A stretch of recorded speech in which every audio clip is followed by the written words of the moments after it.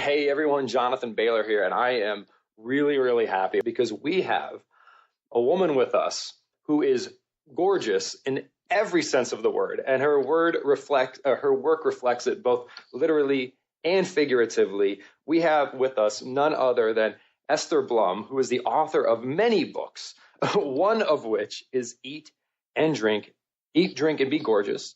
She's also coming out with a new book in January of 2014 called Cave Women Don't Get Fat.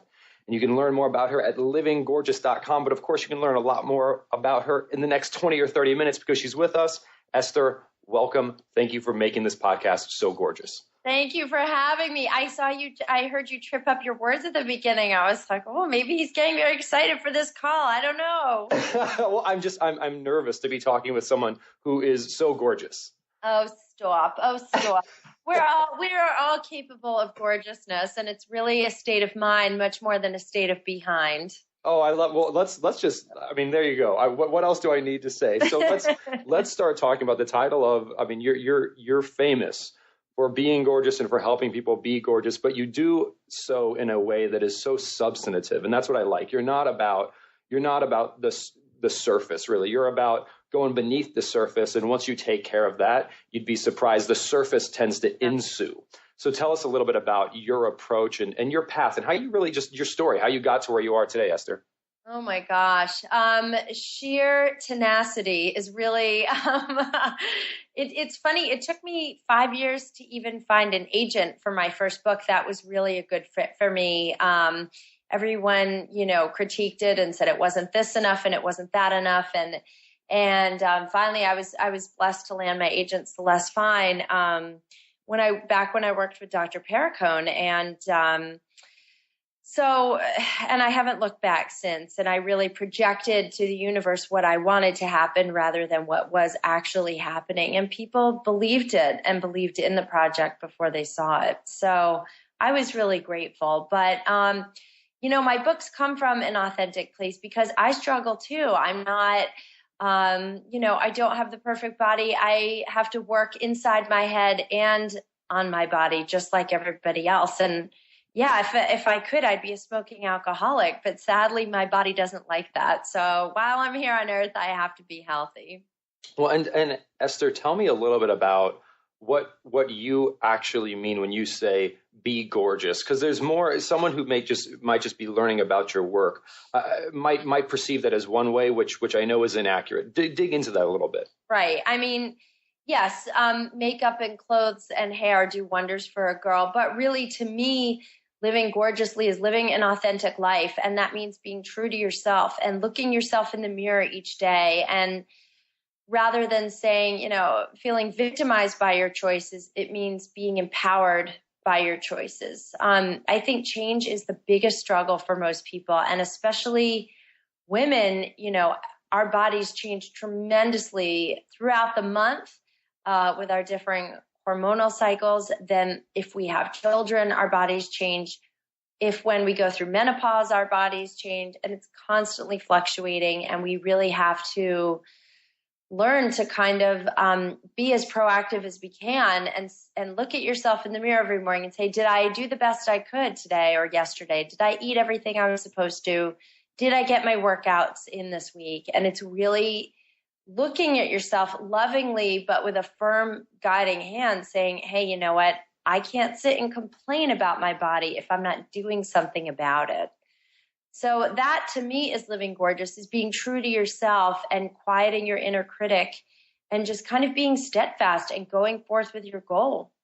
Well, and Esther, I love that. And the follow-up question I have for you is, what do you say to individuals you speak with and your clients when they might be doing, because we're certainly told to do a lot of things. For example, the traditional notion of a healthy diet, we're now seeing more and more, is in many ways is probably if your goal is to be gorgeous in the way you described, one of the last diets you should actually be eating. So what do you do when you find an individual who's almost in a state of learned helplessness, where they've tried to live gorgeously, but the information they've been given and the strategies they've been given actually don't lead to a gorgeous life? Mm-hmm.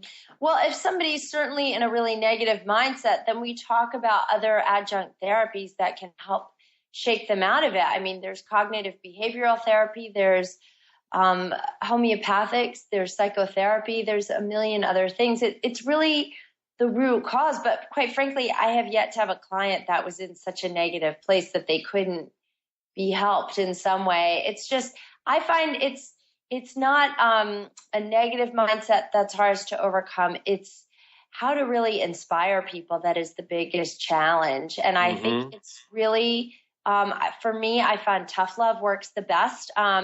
I do have some clients that I can feel that they need to be cuddled and their hands need to be held. And I'm happy to hold their hands, and I say, I'm happy to support you, but your responsibility lies in meeting me at least halfway. I can't be at home cooking all your meals for you. I can't be with you when you're traveling and when you've had a bad day and you want to down a glass of wine and a bar of chocolate, but I can certainly in our sessions and in between, if they call and need help, certainly that's when I'm like, get up off your duff, pick yourself up and go forward. Stop. It really depends on the person. I mean, some people can take that and other people, it will break them, You've got to know and someone's vulnerabilities. And when they trust you, when a client trusts you, it's a phenomenal gift and a responsibility at the same time. So you have to be very judicious. I had one client who was very suicidal and bulimic, and she was very challenging in that way. So she was not somebody that, I could ever even jokingly be overly critical with, but I could say, you've got to stick with this. You've got to meet me halfway. You've got to show up to your appointments. And that she responded to. She liked some structure. Oh, I love that. Well, your next book here, Cave Women Don't Get Fat. I mean, it shows one thing that I've always found to be really helpful for me, at least, in individuals when I talk to them, because you mentioned individuals are often never so far gone that it's hopeless. That's usually not the case. And also the ability to inspire an individual. One thing, not only is your personality and just your tone and everything inspirational, but one thing that I've found to be inspirational is a general sense that more and more, it seems like we are moving away from trying the same thing over and over again and expecting different results. For example, not just starving yourself again and not just exercising yourself into the ground again, but rather focusing on food quality or other types of quality measures of exercise. And with a different approach, you can then have hope for a different result. It's not the same thing. What do you think about that? I totally agree. And my philosophy is if something isn't working within 4 weeks, if you're not seeing the needle move in any direction, then you need to mix it up and change. And the biggest challenge, even for me personally, lies in the ratios. And for some people, the more overweight someone is, the easier it is to get those initial jumpstart results. If someone has to lose 100 pounds, if you clean out gluten, or if you just get someone to come down from 300 grams of sugar a day to 100 grams of sugar a day, you're going to see the needle move pretty effortlessly. But if you have someone who's been dieting, exercising, and has years and years of acquired metabolic damage, then it becomes much more of a strict game of fine tuning. And hey, you know what? Let's cut your carbs down this week and up your fat. Or, you know what? Your body isn't letting go of fat. You're eating a little too much fat. We have to reduce your fat a little bit, but increase your fiber, and that's much more scientific and a lot of detective work and requires a lot of dedication. And it's, Esther, when you say that, the way you phrase it, it really is, it's so common sense, but so often, and I'm curious as to how you think we can overcome this as individuals and as a community. It seems like so often we can get hung up on whose set of rules is right, rather than ultimately it's the individual. Like it's all about hypothetically, I correct me if I'm wrong, but if you were working with a client and they were eating, this would never happen, but they were eating 300 grams of sugar a day, and it seems like the more sugar they ate, the healthier they became. Like they had some weird genetic mutation where their body thrived on processed sugar. You'd be like, well, maybe you should keep eating sugar. I don't know, because it's working. So what do we do when individuals are like, oh, this isn't low carb enough, or this isn't vegan enough, or this isn't paleo enough, where that's not the point, isn't to adhere to a set of rules. The point is to be gorgeous. And ultimately that ends with individual results. I think I could not agree with you more. I think all of us have lost our inner compass, and the needle is just spinning around and around, and we're all a little lost and looking for somebody to just say, and I'm sure your clients say this too, please just tell me what to do and just tell me what to eat. And, I used to make up very elaborate meal plans. I mean, I meal planned out the wazoo. I could do a month of meal plans for someone. I would spend hours doing it, and I loved it. And I thought, you know what? This is not enabling my client to rise to the occasion and take responsibility herself. So I really think it boils down to empowerment, giving your client the education and saying, I'm not going to meal plan for you. This is your list of proteins. This is your list of fats. This is your list of carbs. Choose A, B, and C for each meal, and let's see how you do. And then that enables them. Earlier I said, I have to have a client meet me at least halfway. That enables them to say, oh, okay, I'm going to have winter squash, a chicken breast, and some broccoli for dinner. Because what happens is people who follow, let's say, the zone was hot years ago, and people followed the zone religiously, and they had delivery meals made. After a while, A, you're bored, but B, you don't learn to take care of yourself. It's crippling almost, and you're terrified to deviate. Whereas if you plan your meals yourself, you say, okay, I've got dinner out with friends. I'm going to go ahead and I'm going to pick the restaurant, and I'm going to look ahead what entrees I can have. I can find out if there's substitutions made. And all of a sudden you say, oh my God, I set myself up for my success myself. It removes the fear. It removes the guesswork. And all of a sudden, you get clients with success because they learn the tools that are going to guide their eating choices for years to come. I love that. And I actually think that brilliant philosophy is reflected. And I'm curious if you did this intentionally. I'm sure you did, but I'm curious if this was the motivation behind it. The title of your book, you always talk about be gorgeous. It's not look gorgeous. It's not even feel gorgeous, because when you are gorgeous, that will cause you to look gorgeous, and that will cause you to feel gorgeous. But you can look gorgeous without being gorgeous, and that's dangerous, because that means someone else is doing the quote unquote work for you, and as soon as they stop, you won't look gorgeous and you won't feel gorgeous. But if you are at your core gorgeous, then those other things will follow and will stick with you for the rest of your life. That's right. That's absolutely right. Gandhi always said, be the change. Don't just think about it. Don't just talk about it. Just shut up and do it. No one can do the work for you. You have to stop whining and complaining and be active in your own choices, in your own healthcare, your own practitioners. I myself, listen, if I had a chronic health issue and one practitioner wasn't working, I'd say, nice knowing you, sayonara, I'm going to find somebody else. And I'm going to keep looking until I can find that, and some people, I'm thinking of a client of mine in particular who has bad migraines and has suffered with them for years. And I keep saying, okay, you've got this option, you've got that option, you've got this. And she doesn't want to do anything except take drugs, but she's still suffering. And I said to her, at some point you will get sick of being sick and you will be ready to make these changes. Until then, go about your business, because, and it's not, I say this not to sound negative in any way, but change happens when people are truly deeply ready and when they can't even stand where they're at anymore. They're like, I can't even look at myself in the mirror. I can't try on a bikini. I can't stand the way my thighs rub together when I wear a skirt. Whatever it takes, everybody has their limits and their threshold. And some people need to push those limits and get to the worst spot for themselves before they say, enough, I'm ready. Okay, I will do what it takes now. Mm-hmm. For other people, it's easier. I think the farther you get away from yourself, the longer it takes to get back. I love that. And I think, Esther, and I'm curious as to what you think about this, I think individuals sometimes give themselves less credit than they deserve, meaning they don't, here's a simple example. One of my family members smokes, used to smoke a lot. She got pregnant. She stopped smoking that day. Cold turkey. Like The third most addictive substance in the world, nicotine, trails only heroin and cocaine. People talk about how hard it is to quit smoking. It is. Get pregnant. You will quit smoking in a day. Or individuals who practice a kosher or a halal lifestyle or any of these more religious dietary restrictions.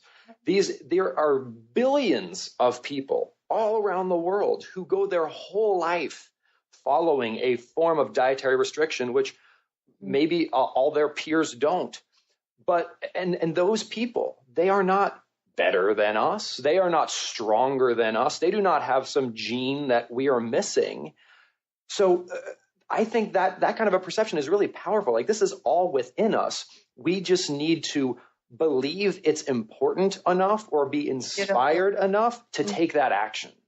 Beautifully said. I absolutely agree with you, because all of those, and it's funny, I grew up in a very strictly kosher home too. And, it had nothing to do with willpower. It just, nothing else was an option. It just wasn't an option. And, living gorgeously is about really taking care of your body. And I think for some people, rather than focusing on the word diet, I think you have to think about other goals. For me, what inspires me is I want to see my fat loss percentages decrease, or I want my dumbbells to be heavier. I want my barbells to be heavier. So those things, getting stronger, getting leaner, motivate me. Other people need to weigh themselves every week. Other people need to write down what they eat. And frankly, that's also a big measure of success for me too. But it really depends. Other people don't like weighing themselves. They only want their body fat measured. They want to see their clothes looser. However, again, that's highly individualized, and you have to find what works for you. And I think people cling to diets because they don't want to find what works for them. They want to say, okay, tell me what to eat. I'm going to eat it. It didn't work for me. Okay, it failed. It's not the diet that fails. It's just that the diet didn't work for you, and it's your responsibility to do detective work and say, this didn't work for me. What will work for me? That's why it is important to, rather than spend all the money on self-help books, at some point you probably have to hire a professional who's going to really tease out what needs to be done if you're not getting success on, because diets work for, what would you say diets work for? What percentage of people? 50%? 40, 50%? Standard, just kind of calorie restriction type diets? Let's do Weight Watchers, not to pick on Weight Watchers, or a Jenny Craig or one of those. Well, what's the percentage? I'm fortunate enough to have done some research on this. I believe it's 4.6%. That's it? Yeah. Wow. Over what period of time? Well, that's just looking at the national weight registry database. They found that individuals who pursued the typical eat less of the diet that made you unhappy with the way you feel and unhappy with the way you look, just eat less of it and just do more of whatever. Just bang your head against a wall for 30 minutes a day. It doesn't matter. Just be more active. That works about 4.6% of the time. Okay. Which is to put that in perspective, right? People actually, we talked about smoking earlier. Individuals quit smoking cold turkey successfully about a little over 5% of the time. So there's actually a higher success rate, just to put how sad that is into perspective. Wow. Okay. So really, but the point is, if you're relying on external stimuli to tell you what to put in your body, that's going to feel a lot less natural than you yourself saying, what gave me energy? I'm going to write down what I ate today. What gave me energy? What didn't? Let me try a day with a lot of protein and vegetables. Did I feel good? Did I feel sluggish? What about on the days I work out? Did I need more carbs that day? It's really scientific at the end of the day. But if you have the patience, take a couple weeks and go through the process, you can usually nail it down within that time, if not sooner. Yeah, and then once you've got it. I like to use an analogy of a lot like fashion, where there's, generally you don't want to wear your pants on your head. So there's general rules that we all can basically adhere to. Like non-starchy vegetables, barring some weird condition, are probably a good thing to be at the cornerstone of your diet. And you need protein, you need nutrient-dense foods. We get that. But just like yellow might look good on some people, but not on you. That's when you need to do that custom tailoring, because like with fashion, your body, your appearance is different from everyone else's, and your body, your biology is different than everyone else's. You got to take ownership for that. Exactly. Well, and what are some of the, Esther, what are some of the key things? I think you found some great, I certainly don't want to give away the farm here, but if you had to say that in your experience for busy individuals, busy families, what are some things, what are three things they could start doing now to be gorgeous and not to be looking externally, but to start looking internally? Hmm. So you're talking behavioral changes rather than physical changes, or Behavioral will be great. Anything and everything? Well, yeah, everything and everything. Everything and everything. Okay. Number one, you have to, I'm such a believer in keeping a log, keeping a food and an exercise log. If you bite it, you write it. And so knowing that you have to write down everything and be accountable really often can deter you from going for that extra piece of chocolate or saying, you know what, I'm really hungry. I haven't eaten enough today. Let me grab a piece of fruit and some nuts, or a big tablespoon of peanut butter is always my nightly snack, because you know what? It keeps me off chocolate. Otherwise, I'd be eating chocolate every night. And some nights I do have dark chocolate, but I try and go for, a quality snack at night, or, some yogurt with fruit, something like that, for example. Okay. Number two is keeping up with your activity, because we are really sedentary, and it's just most of us are not active enough, or we're what's called active couch potatoes, where we work out, half hour, an hour, a couple times a week, but then we're sitting all day at our desk job. So activity is really, really, really important, because studies have shown that, sitting all day really causes us to be insulin resistant, and it shuts our thyroid and our metabolisms down. So if you do have a desk job, get up once an hour, take a 5-minute walk around the hallways, the corridors, the stairs, do something, but try and fit in exercise. And I used to believe exercise was all or nothing.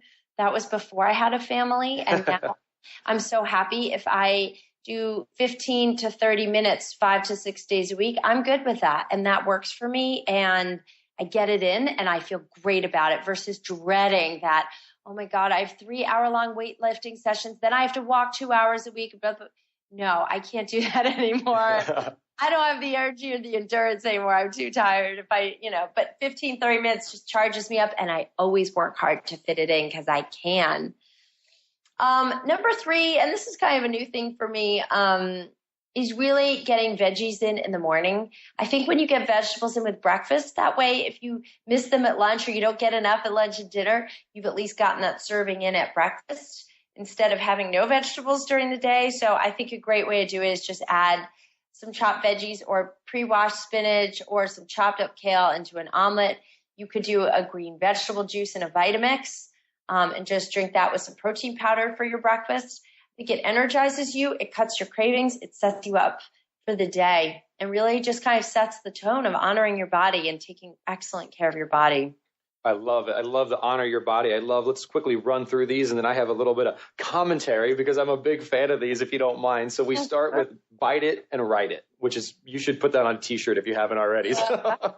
I borrowed it. I have to say it's not mine, but I borrowed it. I love it. And just a global thing there's been a lot of studies done on this, where even nowadays there are these fitness devices, or you use these calorie counting apps, and they're like, people who use our device or our app are 25% more successful losing weight.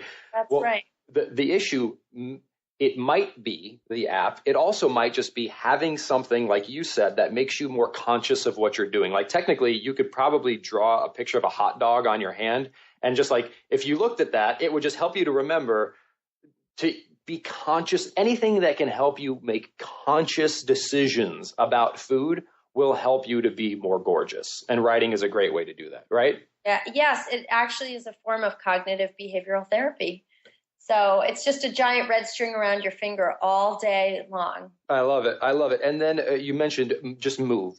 And I wanted to add to this one thing, which I know you're a fan of, and I've actually found to create a bit of a virtuous cycle. So I have a very sedentary job, but I go out of my way to drink a lot of water and green tea. Now, when you go out of your way to drink a lot of liquid, you have to walk around a lot. Because people are like, well, I'm always going to the bathroom. I'm saying that's good, because every half hour you're forced to get up and walk around. So now you're moving more and you're staying hydrated, and you've got all the beautiful antioxidants and fat burning power in green tea. What do you say? Yeah, absolutely. Perfect. So there you go. And then the last one was veggies with breakfast. And that's just brilliant. Everyone who listens to the Smarter Science Slim is a big fan of the Vitamix. And again, neither one of us work for the Vitamix Corporation. It just makes eating veggies a heck of a lot easier. So that's cool.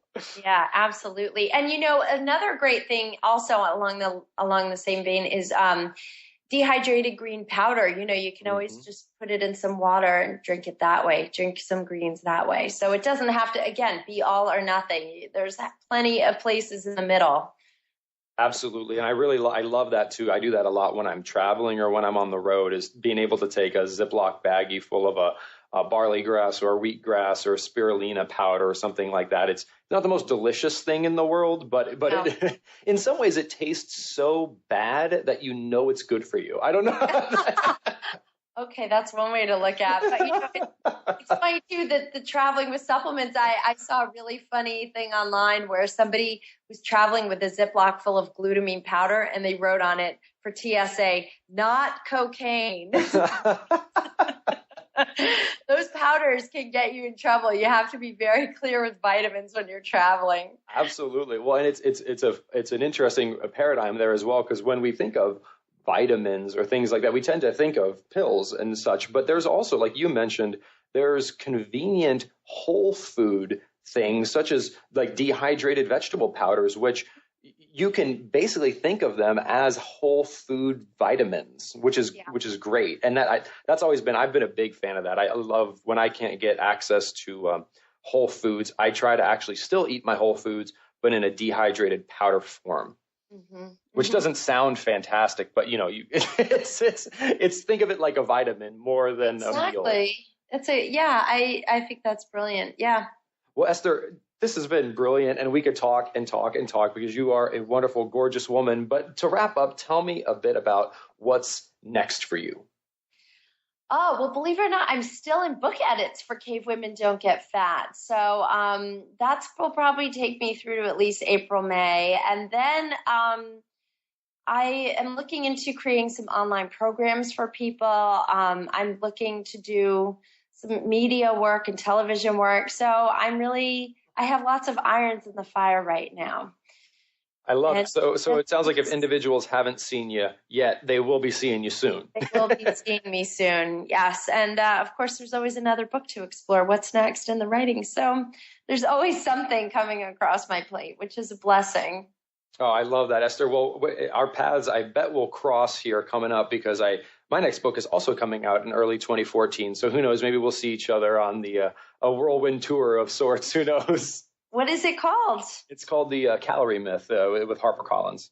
Beautiful. Congratulations. That's great. Well, thank you. So we can have maybe a joint appearance somewhere, and I can try to be gorgeous with you. You already are, darling. You already are. Well, Esther, and where can individuals learn more about you and mention your books again so that we can all become gorgeous? I am at livinggorgeous.com is my website. My Facebook fan page is Living Gorgeous, and I am on Twitter. I am on LinkedIn. I'm everywhere. So just find me. Come visit. Say hello. And just once again, folks, her name is Esther Blum. And one of the things I love about Esther, as you can tell already, is she's rooted in the truth, and she's got the tough love, but she's also just coming with love, right? This is about living life. This is about enjoying. Health should feel good. It should feel healthy. It shouldn't be a burden. It should be a blessing. And I think Esther and her work just personifies that. So that's why I'm a big fan. Happy to have you on the show, Esther. Thank you so much for joining us. Thank you for having me. Hey, everyone. Well, thank you so much for joining us again. I'll see you soon. And remember to eat more and exercise less, but do that smarter. Talk to you soon.